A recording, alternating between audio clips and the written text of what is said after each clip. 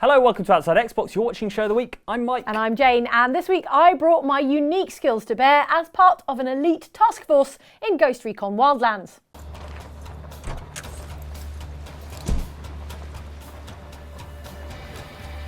You see, if you hide in the trunk of a car, you can wait until the fighting is over and then sneak home after everyone's gone to sleep. Nice.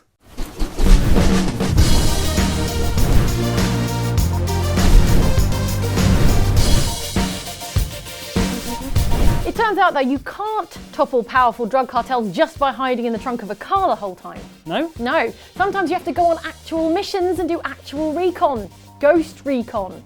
How does that work? Well, if Ghost Recon Wildlands is to be believed, Mike, it works through a combination of teamwork, drones, helicopters, synchronised sniper shots, and ghillie pants. That's the stuff. The game is set in Bolivia, which is at the mercy of the Santa Blanca drug cartel, a powerful cocaine trafficking organisation led by the driven and dangerous drug lord known as El Sueño, a guy with only two passions in life: cocaine and face tattoos. Problem is, he's a bit too good at cocaine trafficking, and the Santa Blanca cartel is in danger of taking over the whole of Bolivia, which is why the US government sends in their elite operations unit, known as the Ghosts, to sort things out.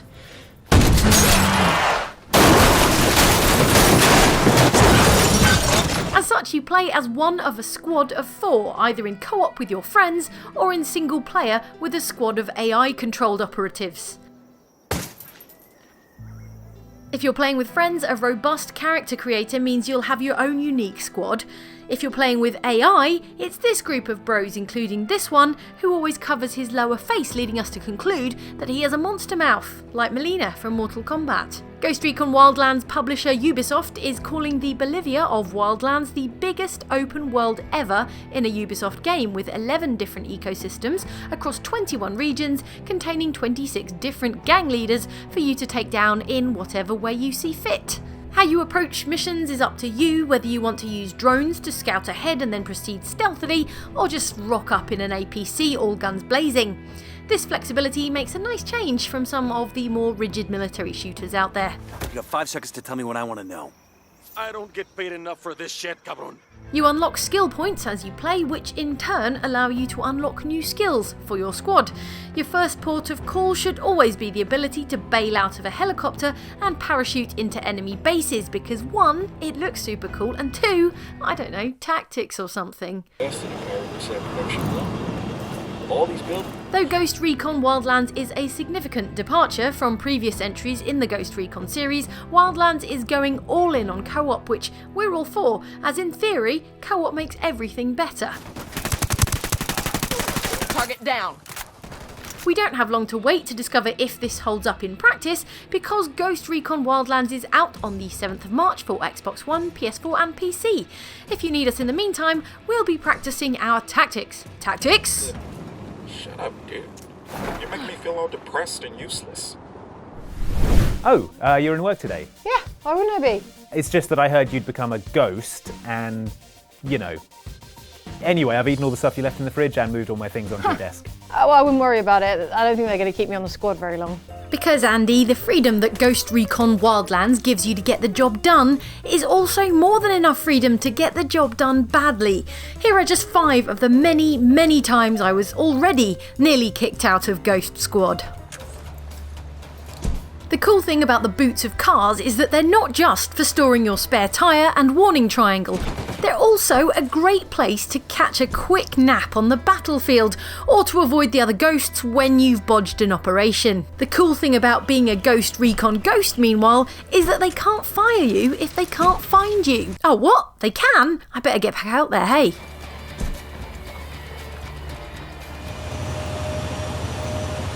The llama is the national animal of Bolivia, contributes to the economy through its wool, and is totally adorable, which are all good reasons to spend time hanging around with them if you ever find yourself in Bolivia. Maybe don't do that though if you're in Bolivia on a top secret government mission and you're driving an armoured personnel carrier full of hardened special forces operatives who aren't interested in meeting any llamas. I mean, I had fun, but apparently that's not what we're here for.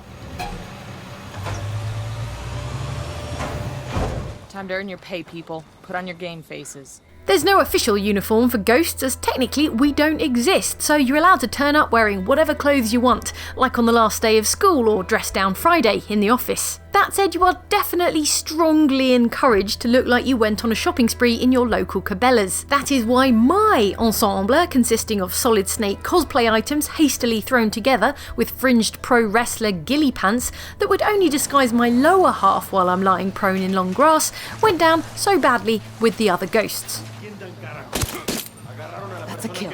I think the real sticking point was the eye patch though, which I don't need for medical reasons, but absolutely do need for looking like a badass reasons. Depth perception is so overrated. Being an elite Spec Ops unit, the Ghosts have the very best military equipment the US government has to offer at their disposal, which I expect is why they got so annoyed when I chose to drive to my next urgent mission in a busted ass tractor I found in a field. Hang on, I'll drive. Despite the obvious drawback of only going about 5 miles an hour, this tractor only sits me and one other ghost. Go on without me. Meaning the other 2 members of my squad have to walk to the next objective. Or wow, I guess they can teleport to the next objective. See? I told you they had some pretty good technology. I don't see any signs of fighting. It's just a ghost town. I suppose either the cartel or the dogs chased everybody off. Technically, we're not here in Bolivia for sightseeing, but don't tell me we're going to breeze by the tourist attraction of Dogtown, an actual town populated with and presumably run by all dogs, without taking a look. Oh, come on, guys, you wouldn't let me feed the llamas, and now this. Look at them. Look at their little faces. This one's probably the mayor. Now it's time to see what's in the comments and what's in this lucky red envelope I just got given for Chinese New Year. It's from your car dealership. It says you're 8 payments behind on your Audi. Oh, that doesn't sound lucky at all. I think they're towing it. Oh, and on New Year's Eve. First up this week, your comments on this video about the 2017 games you need in your life. That's 2017 games, Andy. Yeah, I thought it seemed like a lot of games. We played Get Even briefly at Gamescom last year, and there's a real creepy urban exploration vibe to it as you pick through a decaying asylum, searching for clues and either evading or gunning down Special Forces soldiers. Shame it's got the least memorable title in the history of gaming. Forget, even more like. Commenter Pablo Plays takes issue with Mike's claim there. The least memorable name in gaming? What about Sniper Elite Zombie Thing? What was it again? Sniper Zombie War? Zombie Elite maybe? It was Sniper Elite Nazi Zombie Sniper. Nuh-uh, it was Nazi Sniper Elite Nazi Zombies. That sounds right. Agent 47, meanwhile, writes in to say, I might as well get the new Sticks game. Well, he's got a while till Hitman Season 2, so he probably wants to keep his stealth skills sharp. Stalking around the place as a moody vampire is pretty much our favourite thing to do in a video game, which is why we take every opportunity to remind you to play Vampire the Masquerade Bloodlines. This has been your January 2017 reminder. You're welcome. Commenter Anna Person says, every time somebody mentions Vampire the Masquerade Bloodlines, somebody else reinstalls it. Jane, can it wait? Can it wait? Can halting the impending resurrection of an antediluvian wait? I don't know. No, Andy, is the answer. Okay, while you do that, let's move on to the comments on last week's show about Resident Evil 7 and the signs it's time to move out of your definitely haunted house. So you've got yourself a new home and it's a bit of a fixer-upper. Maybe you got a good deal from your landlord because of some suspicious stains on the walls or because of the inexplicable noises it makes in the middle of the night. But don't worry, you should be fine so long as your new home doesn't show any of the following 5 signs. On the subject of our horribly cursed studio, commenter the Rupert Litterbin writes, I blame Yanni for cursing the studio. That's all the evidence I need to hear. Oh. And stay down. Commenter Mr. Ninja Guy, meanwhile, says, I decided to play the Lutece theme when Andy and Jane mimicked the twins. It was very fitting for them. I'm sure the ambassadors would find bickering in a British accent to be charming. No, they wouldn't. But they would. I disagree. You can disagree all you want, it doesn't make it so. Or does it? The longer this disagreement goes on, the less agreeable it becomes. True. And thus my point is proven. Yeah, you're right, this is annoying. Yeah, it is. Heads or tails? Stop it. And commenter Rogue Dog X writes in to say, so does the fact that I put a Resident Evil style lock on the door to the basement make me an unreasonable person? No. Of course not. What would be unreasonable would be putting it on the door to the bathroom. I told you, if you can't be bothered to solve the clock puzzle, to get hold of the water emblem, to open the bathroom, then you must not need to go that badly. Fine, let's move on as quickly as possible to this video of us playing frantic, reference-heavy shoot-'em-up Rise and Shine. Marcus Phoenix is your dad? Sweet. What? Who's this Cyclops and Wizard? Quite the team. It's a buddy comedy I'd watch. Yeah, Cyclops and Wizard, attorneys at law. I'm just ignoring all this story. Timid commenter The Very Shy Guy thinks he might have the solution to our problem. They pay no attention to the story, yet they wonder what's happening. I don't pay attention to the story of anything. Oh, except at the end of Sixth Sense when it turned out Bruce Willis was an android the whole time. That was good. That was an amazing twist. Commenter Ash Therian, meanwhile, says, is it bad that my immediate instinct after I saw that guy's soul floating out of his body was, can I shoot that? That is pretty much the one thing you do in Rise and Shine, to be honest. And speaking of that name, commenter Soliju says, does this mean we can look forward to future games entitled Wattle and Daub, Salt and Pepper, Little and Large, Up and Down, Left and Right, Right and Wrong, Rock and a Hard Place, Fish and chips, Bangers and Mash, cake and ice cream, pizza? I'm hungry. I'll see you later. Okay, bye. All right, midnight, 12:01, 12:02. Man, I wish I hadn't drunk all that coffee earlier. 12:03, 12:04. That's it for Show of the Week. Before you go though, I'm recruiting for an elite task force. If you're interested in being part, then hit the like button now and further instructions will follow.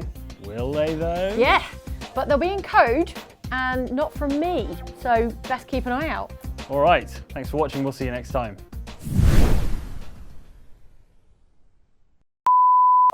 Nice work. Oh, the postman came while you were out. Another lucky red envelope. Awesome. It is from the power company. Oh no, we didn't pay those bills, did we?